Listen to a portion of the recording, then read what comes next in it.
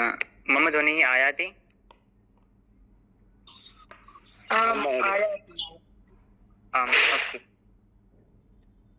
ॐ मूकं करोति वाचालं पङ्गुं लङ्घयति गिरिं यत्कृपातमहं वन्दे परमानन्दमाधवम्। ॐ या वेदस्मृतिशास्त्रविन्मुनिवरैर्जुष्टा सुखैस्कास्पदा दैवी सम्पदलङ्कृता भगवता श्रीशेन संरक्षिता। या वर्णाश्रमसारहारहृदया धर्मार्थमोक्षप्रदा नित्या विश्वहितैषिणी विजयते सा वैदिकी संस्कृतिः।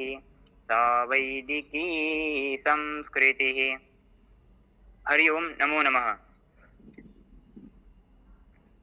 बहुमोदस्य विषयोऽयम् अस्ति यत् अस्माकं उत्तराखण्ड संस्कृत विश्वविद्यालयस्य शिक्षाशास्त्र विभागद्वारा महावीर जयन्त्युपलक्ष्ये इति विषयम् उररीकृत्य एका ऑनलाइन कार्यक्रमः जायमानः वर्तते।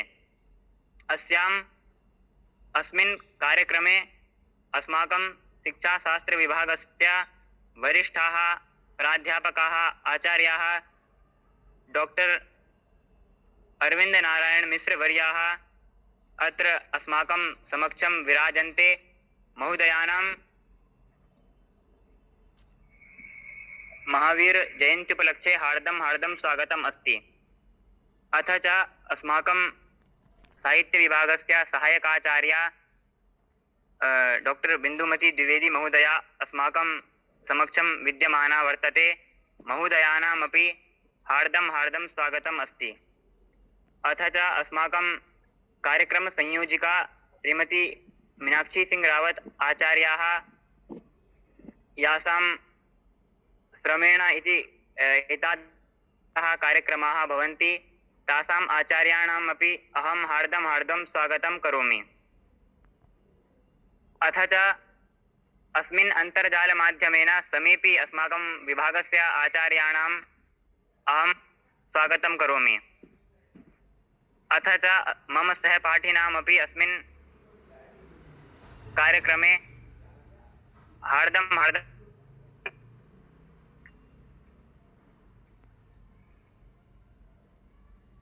साक्षात् मुख्यबिन्दुम् आगच्छामि।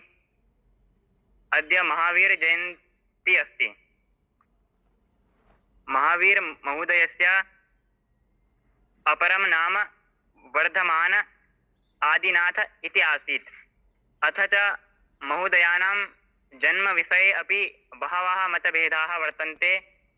तेषु इति मन्यन्ते नाम 599 उत 540 ईस्वी पूर्वे महोदयानां जन्म अभवत्। अथ च बिहार राज्यस्य वैशाली कुंड ग्रामे महोदयानां जन्म अभवत्। महोदयानां पितुः नाम सिद्धार्थः आसीत्। अथ च महोदयानां मातुः नाम त्रिशला इति आसीत्। महावीर महोदयस्य एकं मन्त्रमासीत् श्री महावीराय नमः इति। अथ च महोदयानां रचित ग्रन्थः इति मन्ये आगम ग्रन्थः कल्पसूत्रञ्च इति आसीत्। महोदयानां विषये अत्यधिकं न जानामि, अतः साक्षात् मुख्यवक्तॄणाम् अहं निवेदयामि यत् ते आगत्य कृपया महावीर जयन्त्युपलक्ष्ये स्वकीयं वक्तव्यं दत्त्वा अस्मान् उद्बोधयन्तु इति। सर्वप्रथम वक्तृषु अस्माकं सहपाठी, अस्माकं मम वरिष्ठः छात्रः गौरव कोठारी महोदयः वर्तन्ते। अहं निवेदयामि, अहम् आकारयामि यत् महोदयः आगत्य इत्यस्मिन् विषये वदन्तु इति।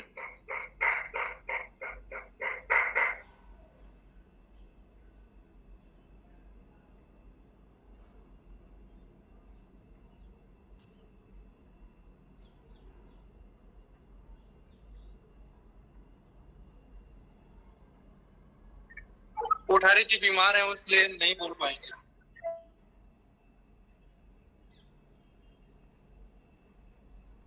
अस्तु अस्तु। अस्मिन् क्रमे अहं निवेदयामि ऋत्विका महोदया, कृपया भवती आगत्य महावीरजयन्त्युपलक्ष्ये भवती स्वकीया वक्तव्यं वदतु इति।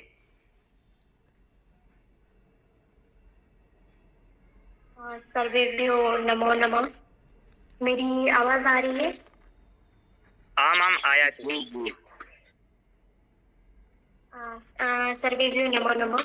आज महावीर जयंती के इस पवित्र अवसर पर सभी को बहुत बहुत शुभकामनाएं। आज ये जो पवित्र महावीर जयंती है, ये जैन धर्म के जो 24वें तीर्थकर हैं भगवान महावीर के जन्मदिन जन्म दिवस जाती है। मैडम जो आपकी वीडियो, अहिंसा आपका वीडियो चित्र नहीं दिख रहा है मैडम। मैंने चित्र बंद करके रखा हुआ है, वो तबीयत सही नहीं थी ना, इसीलिए मैं मतलब बैठ के नहीं, मैं लेट के मतलब बोल रही हूँ इसलिए। जी जी कोई बात नहीं। जो हिंसा, सत्य और करुणा के सिद्धांत के प्रसारक थे, जो कि महावीर थे। ये जैनों की एक बहुत ही त्योहार है ये महावीर जयंती।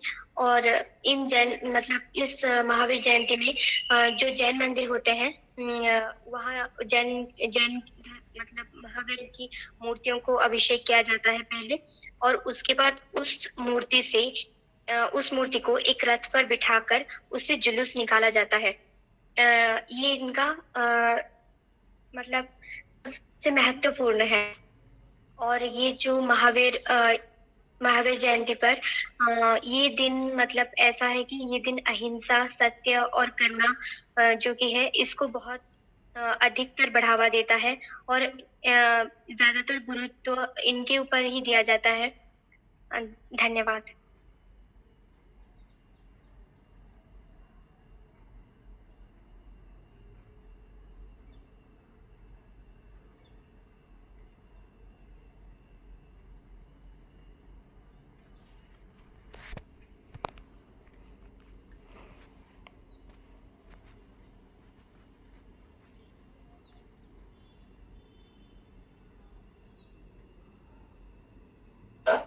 आयुष महोदय अग्रे चलामः।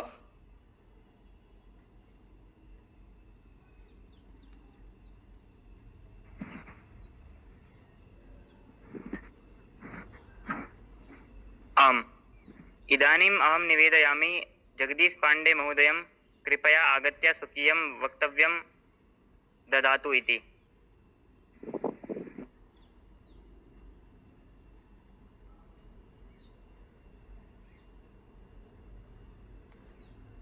न जगदीश पांडे महोदय न आगच्छति।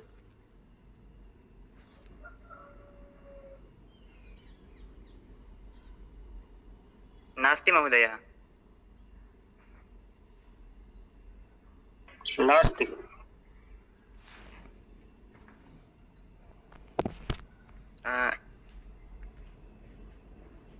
अस्तु, इदानीम् अहं निवेदयामि अस्माकं शिक्षाशास्त्रविभागस्य विभागाध्यक्षाः आचार्याः डॉक्टर अरविंद नारायण मिश्र महाभागं कृपया भवान् महावीर जयन्त्युपलक्ष्ये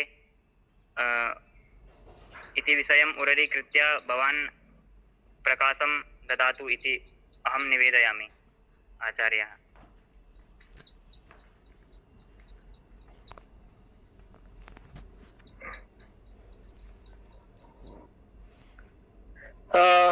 श्रूयते? आम् श्रूयते? आम् श्रूयते। श्रोतुं शक्यते? आम् महोदय। सम्यक्तया श्रूयते महोदय। अस्तु अस्तु। नमांसि। ओ साधु साधु। अयमपि नमति बन्धो। अयम् अरविन्दः अपि नमति तथाविधमेव। धन्यवादः धन्यवादः। अनुगृहीतोऽस्ति। अयम् अवसरः अद्य वर्धमान महावीरस्य जयन्तीं तत्र उपलक्ष्य आलक्ष्य कार्यक्रम आयोजनस्य कार्यक्रमे अस्मिन् किं प्रासंगिकं वर्तते अथवा का प्रासंगिकता वर्तते तत्र महावीर दर्शनस्य महावीर विचाराणां महावीर सिद्धान्तानाम् अस्माकं सर्वेषां मानव जीवनानां कृते तथा च यूनां कृते अस्माकं ये छात्राध्यापकाः सन्ति छात्राध्यापिकाः सन्ति तेषां कृते कीदृशी उपयोगिता महावीर दर्शनस्य महावीर सिद्धान्तस्य अथवा सिद्धान्तानां महावीर तत्र विचाराणां एकैकशः अहं भवतां पुरस्तात् स्थापयामि। तत्र कदा जन्म अभवत्, कस्य पिता का च माता, कुत्र जन्म अभवत् इत्येतेषां विषयाणां तत्र पुरस्थापना जाता।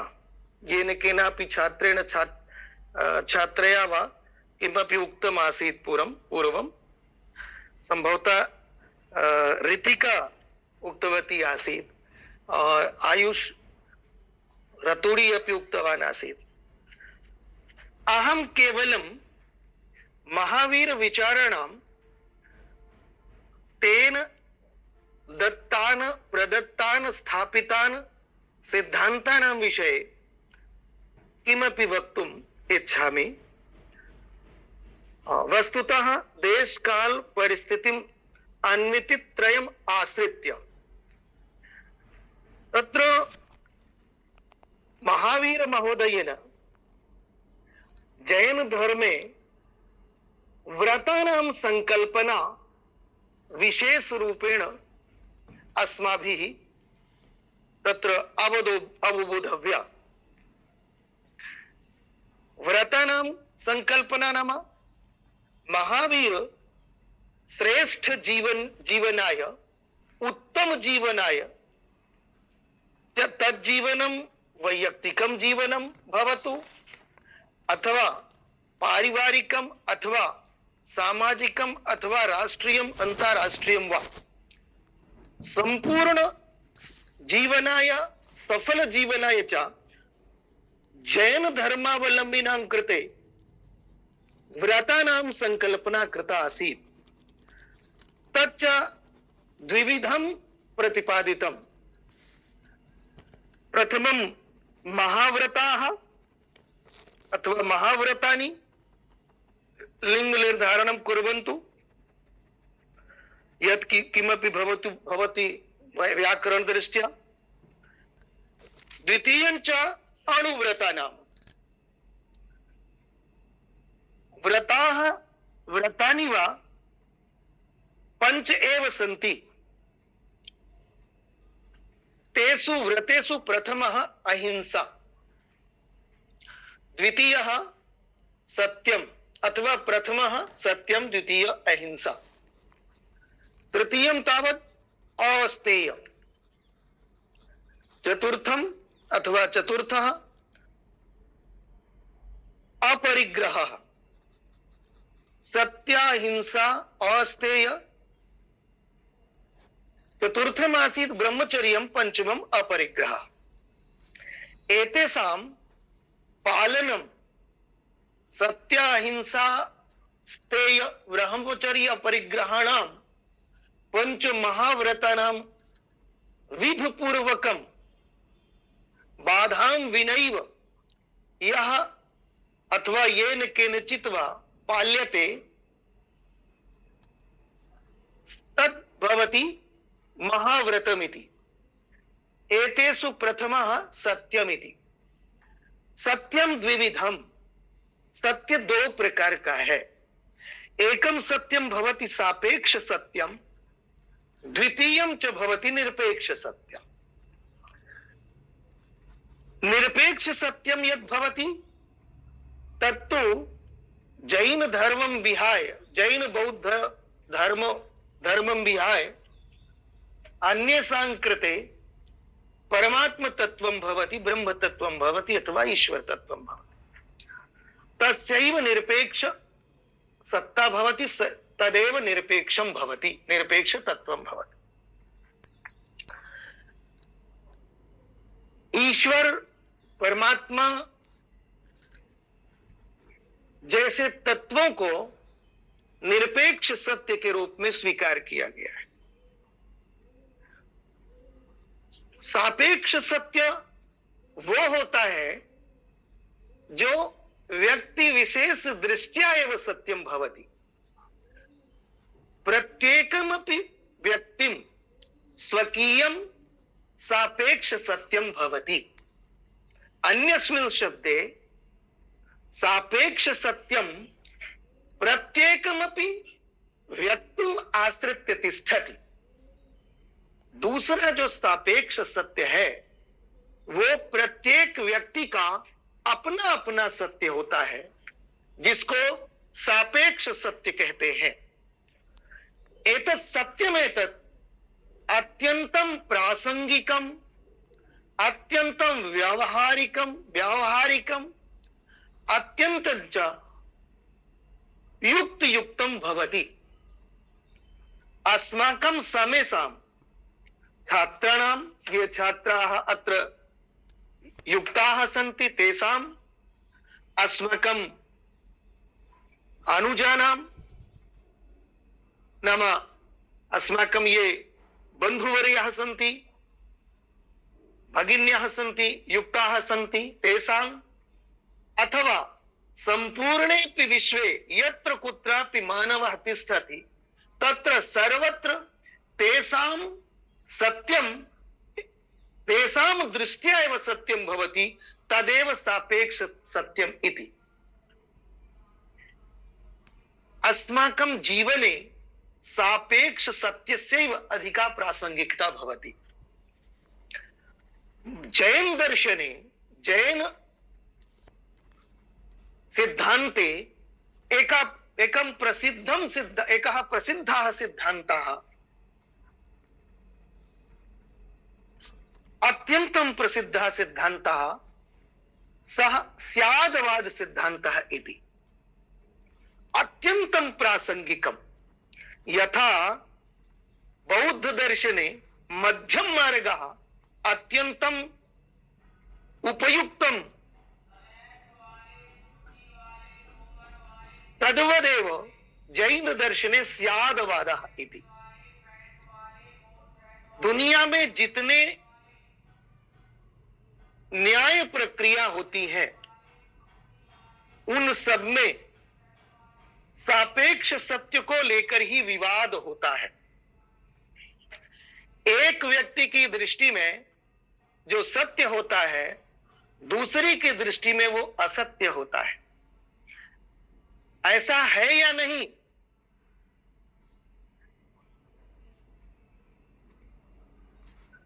स्वीकृति दीजिए। जी आम आम भवति। तीसरी की दृष्टि में अर्ध सत्य होता है और चौथी की दृष्टि में न तो सत्य होता है, न असत्य होता है, न अर्ध सत्य होता है, बल्कि सत्याभास होता है, जिसे भगवान श्री कृष्ण ने महाभारत के युद्ध में द्रोणाचार्य को डेमोरलाइज करने के लिए, हतोत्साहित करने के लिए कहा था, अश्वत्थामा मरो नरो वा कुंजरो। जैन दर्शन ने इस सत्य को भली प्रकार से समझा। हर एक व्यक्ति का अपना सत्य, एक के लिए जो सत्य है दूसरे के लिए वो असत्य है, तीसरे के लिए वो अर्ध सत्य है, चौथे के लिए वो सत्याभास है। एक उदाहरण के माध्यम से भली प्रकार से समझाने की कोशिश की और इसी का नाम दिया सर्व सप्तभंगी नय। स्याद अस्ति, स्यान्नास्ति, स्याद अस्ति नास्ति च, स्याद अवक्तव्यम, स्याद अस्ति अवक्तव्यम, इस प्रकार से 7 प्रकार के वाक्य बोले। इन एतेषां वाक्यानां तदेव महत्त्वं भवति यन् महत्त्वं भवति उपनिषद वाक्यानां तत्त्वमसि अहम ब्रह्मास्मि प्रभृति महावाक्यानां। इसमें एक उदाहरण के जरिए जैनियों ने समझाने का प्रयास किया है कि किस प्रकार से प्रत्येक सापेक्ष सत्य को हृदय से स्वीकार करना सबके लिए आवश्यक है। चाहे वो व्यक्ति की दृष्टि में एक का सत्य दूसरी की दृष्टि में असत्य, अर्ध सत्य, सत्याभास हो सकता है, किंतु सबके जिस व्यक्ति का सत्य, जिसका अवसर है सत्य कहने, लिखने, बोलने का, उसके सत्य को अंगीकार करना होगा, सम्मान देना होगा। उस सम्मान देने के बाद फिर अपने सत्य को उसके सामने रखना होगा। उदाहरण देते हैं एक हाथी का और अंधों का। अंधों को हाथी का ज्ञान कराना था। उनको हाथी को स्पर्श करके ज्ञान करने के लिए कहा गया कि बताइए हाथी कैसा है। अंधों ने, दिव्यांगों ने, दिव्य चक्षुधारियों ने अपनी अपनी दृष्टि से हाथी के जिन जिन अंगों का स्पर्श किया, उन अंगों के माध्यम से उनका आश्रय लेकर के हाथी के स्वरूप का निर्धारण उसी नाम से किया। जिस किसी ने हाथी के पैर को पकड़ा, उसने उनको खंबे जैसा बताया हाथी को। जिसने सूंड पकड़ा, उसने सांप जैसा बताया। जिसने पूंछ पकड़ी, उसने रस्सी जैसा बताया। जिसने कान पकड़ा, उसने सूप जैसा बताया। जिसने पीठ का स्पर्श किया, उसने पत्थर की चट्टान जैसा बताया। सभी अंधों ने अपने अपनी दृष्टि से हाथी का ज्ञान, सत्य ज्ञान कराने की चेष्टा की, जो दृष्टि विशेष से सत्य है, किंतु पूर्णता में वो असत्य ज्ञान है। वही दृष्टि विशेष से जो ज्ञान है, सत्य सापेक्ष ज्ञान, वही जब एकीकृत बन जाता है, समेकित बन जाता है, समावेशित बन जाता है, सभी अंधों का मिला करके बनता है, तो उसे ही संपूर्ण ज्ञान कहते हैं। महावीर जैन ने, वर्धमान महावीर ने इसके माध्यम से समाज को एक बहुत बड़ा दर्शन दिया। उनका मानना था कि सब हम प्रत्येक व्यक्ति के सापेक्ष सत्य को, जो उसकी दृष्टि विशेष में सत्य है, उसको सम्मान करना है। ये सत्य है कि हाथी न तो खंभे जैसा है, न सूप जैसा, न रस्सी जैसा, न सांप जैसा, न ही प्रस्तर जैसा, किंतु दूसरा सत्य ये है कि जब हम इंटीग्रेटेड फॉर्म में बात करते हैं तो वही हाथी इन सब के जैसा हो जाता है और सबको मिल करके इस सापेक्ष सत्य के माध्यम से निरपेक्ष सत्य तक पहुंचने का एक आयास होता है, पहुंचते हैं। इस प्रकार से जो सबसे ज्यादा रेलेवेंसी है, सबसे ज्यादा प्रासंगिकता है इस सप्तभंगी न्याय की, इस स्यादवादी सिद्धांत की, वो ये है कि हम किसी के सत्य की, अपने सत्य की तुलना करके उसकी भर्त्सना न करें, उसके प्रति सम्मान का भाव रखें और अपने सत्य को उसके सामने स्थापित करें। दूसरा जो महत्वपूर्ण तत्व है अहिंसा। सब जानते हैं, मन से, वचन से, कर्म से किसी को किसी भी प्रकार का कष्ट न देना अहिंसा है। इसके उलट अगर वाणी से, वचन से, कर्म से और आचरण से किसी को कष्ट देते हैं तो आप प्रतिपल हिंसा करते हुए देखे जाते हैं। जैन धर्म बड़ा कठोर धर्म है। इसके अनुयायियों में जो दिगंबर जैन है, इसके दो संप्रदाय हैं, श्वेतांबर और दिगंबर। जो दिगंबर जैन है वो इनको बड़ी कड़ाई से इनका पालन करते हैं। उन्हीं की दृष्टि में इनको महाव्रत की संज्ञा दी जाती है। इन अहिंसा में आपने देखा होगा कि जैन दिगंबर जैन मुनि श्वेतांबर भी अपने मुंह तक में आवरण रखते हैं ताकि किसी प्रकार की जीव हिंसा ना हो। हिंसा तब भी होती है जब आप कठोर वाणी बोलते हैं, जब आप सात्विक नहीं तामसिक वाणी बोलते हैं। हमारे प्रकाश जी कई बार क्लासेस में कोट करते हैं, कई बार हम लोग भी सुनते हैं। वो 5 वकारों की चर्चा करते हैं। उसमें वस्त्रेण वपुषा वाचा विद्याया विनयेन च, इसमें तीसरा जो क्रम है वाचा का वो यही है, वाणी से किसी को भी किसी भी प्रकार का कष्ट न पहुंचाना और कष्ट न पहुंचाते हुए मनुष्य की ऊंचाई तक, उसकी श्रेष्ठता की ऊंचाई तक स्वयं को पहुंचाना। प्रिय विद्यार्थियों, हम नहीं सोचते हैं कि हमारी वाणी से किसको कितना कष्ट होता है, लेकिन सच यही है कि अपने दैनिक जीवन में हम अपनी वाणी से प्रतिपल हिंसा करते हुए देखे और अनुभव किए जाते हैं।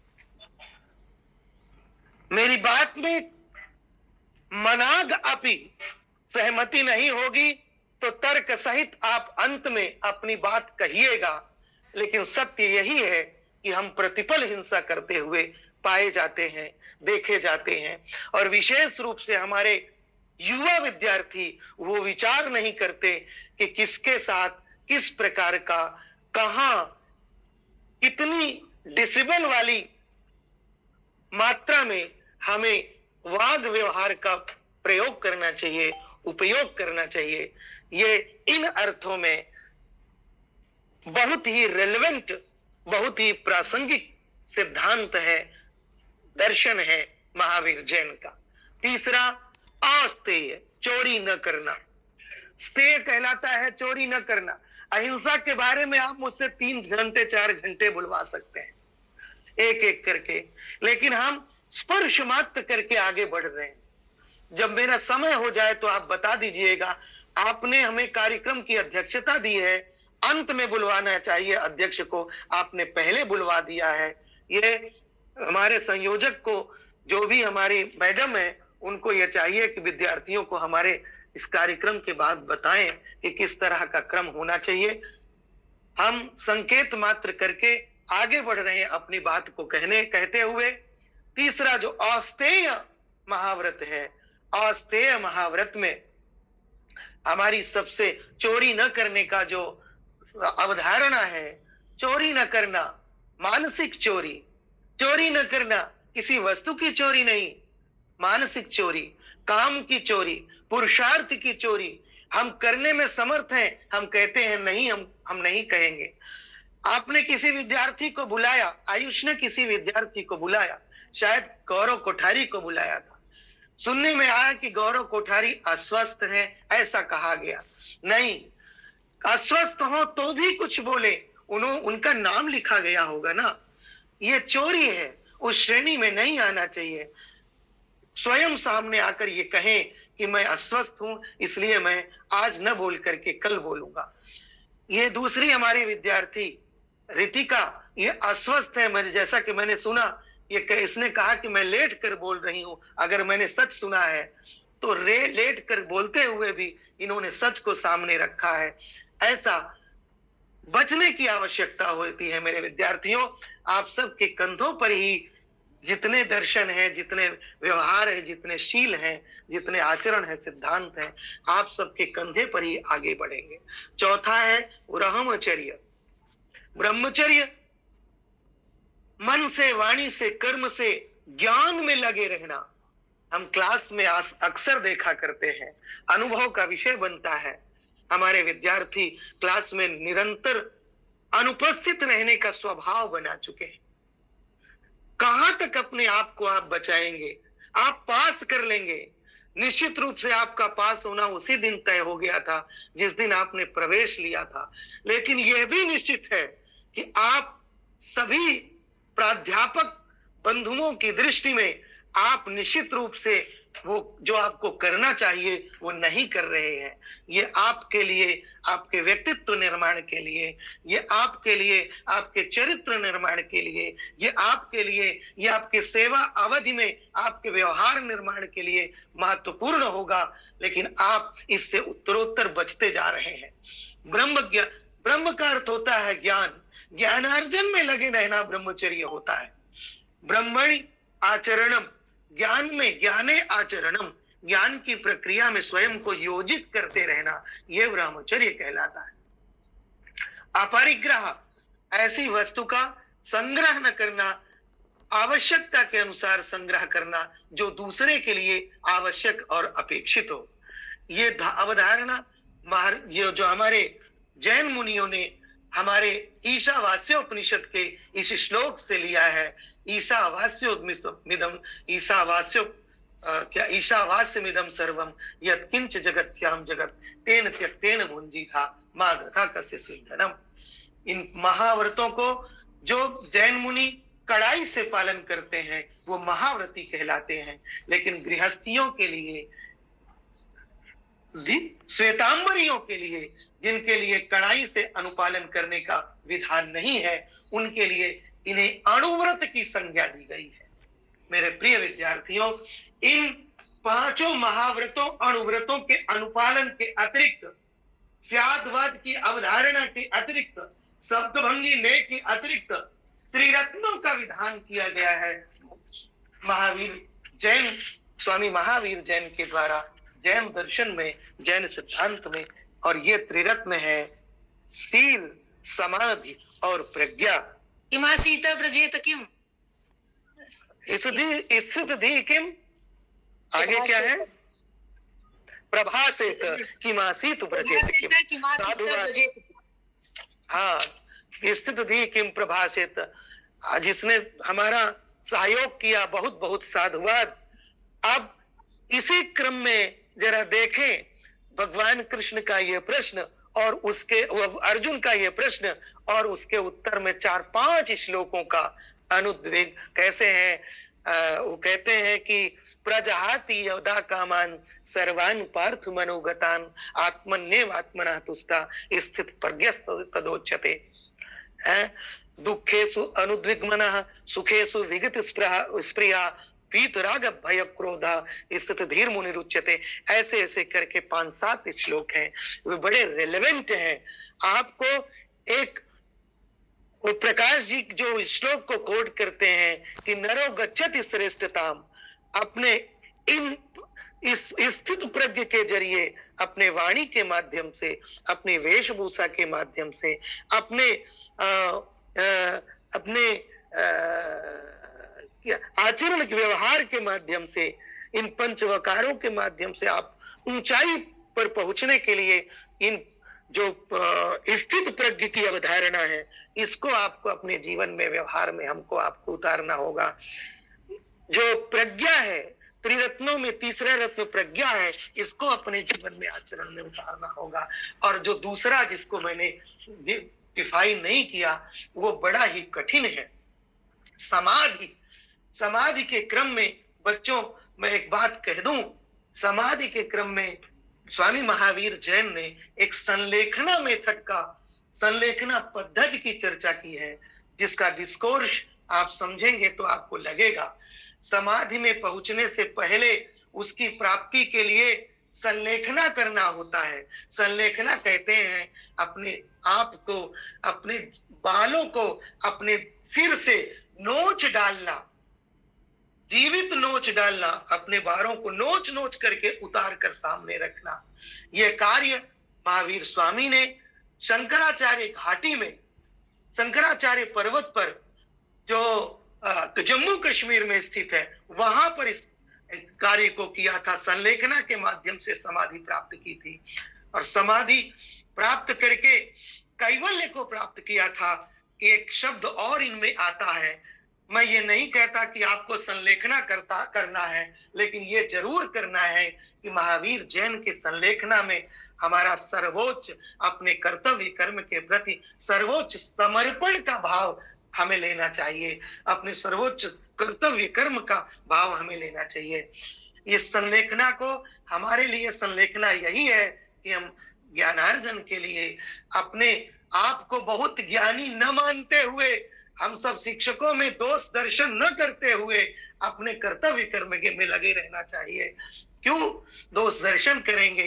2 साल का समय यूं चुटकी में निकल जाएगा और दोष दर्शन न करके अपने अपने कर्तव्य कर्म का पालन करते हुए आगे बढ़ेंगे तो निश्चित रूप से एक समय आएगा कि आपका होगा, और नहीं करेंगे तो समय आएगा। समय तो चलता है और वक्त, समय हर प्रश्न का जवाब होता है। मेरे बच्चों, मुझे संलेखना के माध्यम से ये कहना है कि अपने कर्तव्य के कर्म के प्रति समर्पित बने रहिए, चाहे वो कक्षा लेना हो, चाहे गुरु शिष्य संबंधों को एक नए तरीके से परिभाषित करना हो। आपने खूब गलतियां की हैं, खूब गलती कर चुके हैं, अब गलती मत कीजिए। गलती करेंगे तो आप गलती हो जाए छोड़ दीजिए, लेकिन गलती कीजिए नहीं। आज ये जो जयंती में के अवसर पर आपने हमको जो कुछ कहने का अवसर दिया, मेरे मन में जो कुछ विचार था, जितनी मुझे समझ है जैन दर्शन की, और उनमें से जितना आपके लिए प्रासंगिक है वो मैंने कहा। जो अच्छा लगा हो तो उसे अंगीकार कीजिएगा, स्वीकार कीजिएगा। जो अच्छा न लगा हो उसको मेरे साथ छोड़ दीजिएगा। शील, समाधि, प्रज्ञा, इन त्रिरत्नों को अपना रत्न मान लीजिए। सच्चे अर्थों में स्वामी महावीर जैन के प्रति, जैन धर्म के प्रति, जैन परंपरा के प्रति हम सभी शिक्षा शास्त्रियों का, हम सभी विद्यार्थियों का, छात्राध्यापक छात्राध्यापिकाओं का, सभी शिक्षक साथियों का, विश्वविद्यालय के सभी परिवार जनों का यही सच्चा श्रद्धांजलि होगी। उनके गुण धर्म को अपने जीवन में उतारना। मुझे इससे आगे कुछ नहीं कहना है, कहने के लिए बहुत है, लेकिन कहूंगा नहीं। कभी अवसर देंगे, आपको अच्छा लगेगा, आप कहलवा लेंगे तो हम कह देंगे। आपने मुझे बुलाया, मुझे अवसर दिया, मुझे जो समझ में आया मैंने कहा। संयोजक के प्रति मैं धन्यवाद व्यक्त करते हुए, हमारे जो प्रियजन जुड़े हैं, प्रकाश जी, बिंदु मैडम, हमारे सुमन जी भी जुड़े होंगे, हमारे पीएचडी के विद्यार्थी जुड़े होंगे, उन सब को आज इस अवसर पर धन्यवाद देते हुए इस कार्यक्रम के आयोजन के लिए आयुष, मेरे बच्चे, तुम और जिन बच्चों ने मुझे फोन करके कहा, जिन बच्चों ने अभी मुझे बताया, उन सब के प्रति, संयोजक के प्रति विशेष आभार व्यक्त करते हुए बहुत ओम नमो वर्धमानाय, नमो वर्धमानाय, नमो वर्धमानाय। धन्यवाद।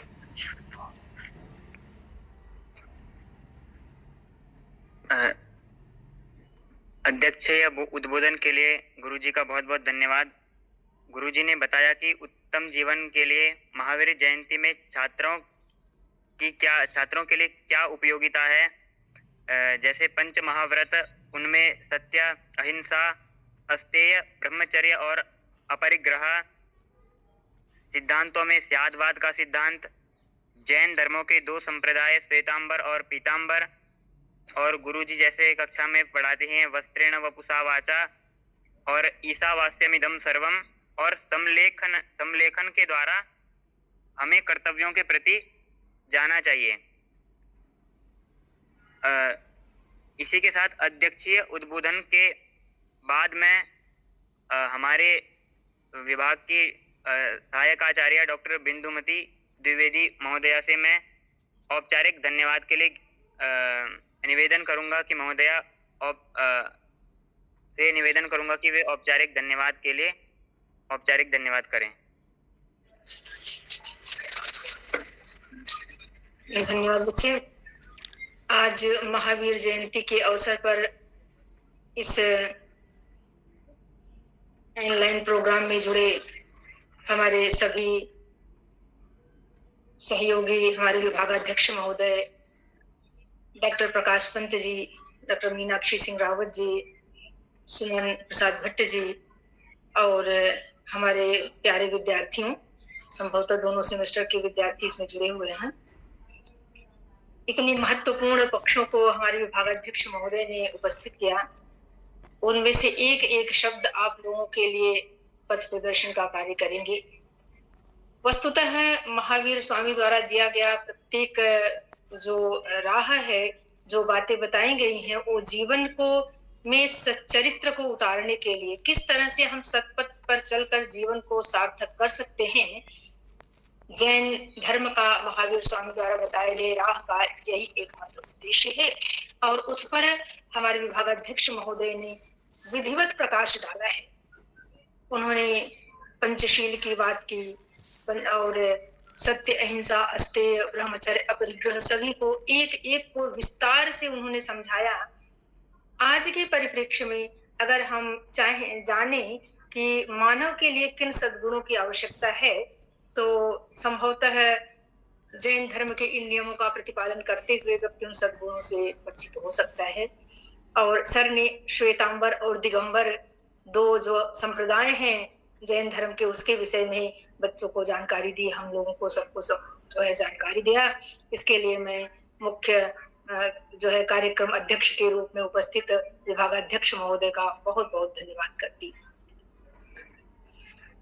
मैं धन्यवाद करना चाहूंगी इस पटल पर जुड़े हुए हमारे विभाग के आचार्य डॉक्टर प्रकाश चंद्र पंत महोदय, जो कि संभवतः क्लास में सदैव बच्चों को सच्चरित्र से संबंधित श्लोकों का उद्धरण देते हुए व्यवहार के परिमार्जन परिशोधन के लिए रास्ता दिखाते रहते हैं। ऐसे प्रकाश पंत महोदय जी का भी मैं बहुत बहुत धन्यवाद करती हूँ। मैं धन्यवाद करती हूँ मीनाक्षी सिंह रावत, श्रीमती मीनाक्षी सिंह रावत मैडम का, जो कि इन सब कार्यक्रमों के लिए एक इस तरह से भूमिका बना करके इस तरह से इसकी पूर्व पीठिका तैयार करती हैं कि अनायास ही जो मुख्य रूप से पर्व का उद्देश्य होता है, और उत्सव प्रिया ही भारतीयाः, वयम भारतीयाः उत्सव प्रियाः, इस तरह से एक सिद्धांत, एक कथन आता है। तो प्रत्येक उत्सव को इस तरह से मनाने का अवसर देकर और उसमें निहित जो तथ्य है, उसमें निहित जो संदेश है, उसको नई पीढ़ी तक पहुंचाने का कार्य करती हैं। ऐसी मीनाक्षी सिंह रावत महोदया जी को मैं बहुत बहुत धन्यवाद देती हूँ। मैं धन्यवाद देना चाहूंगी इसमें जुड़े हुए अपने सभी शोधार्थियों का, जो अपने शोध के लिए नवीन तथ्य निकाल कर लाएंगे।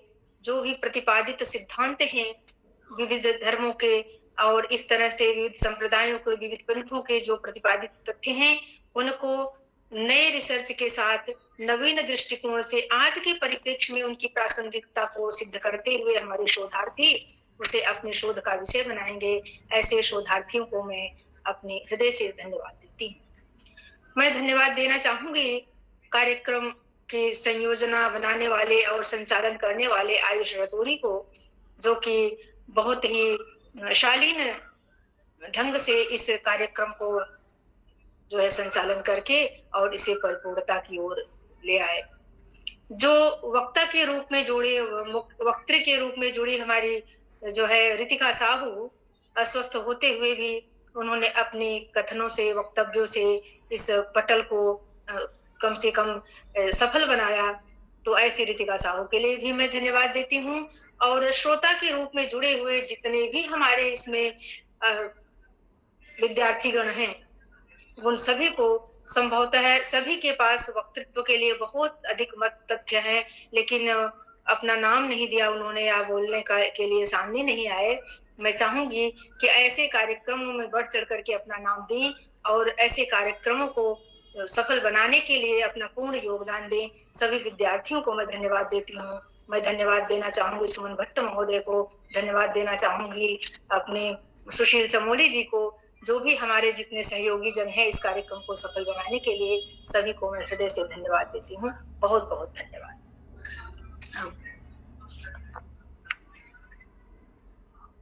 आगे मंगलाचरण आदि आयुष थोड़ी। जी मैम, और धन्यवाद ज्ञापन करने के लिए मैम, आपका भी बहुत बहुत धन्यवाद। और इसी के साथ शांति पाठ के साथ कार्यक्रम को करते हैं। ओम सर्वे भवन्तु सुखिनः, सर्वे सन्तु निरामयाः, सर्वे भद्राणि पश्यन्तु, मा कश्चित् दुःखभाग् भवेत्। ओम शांति, ओम शांति।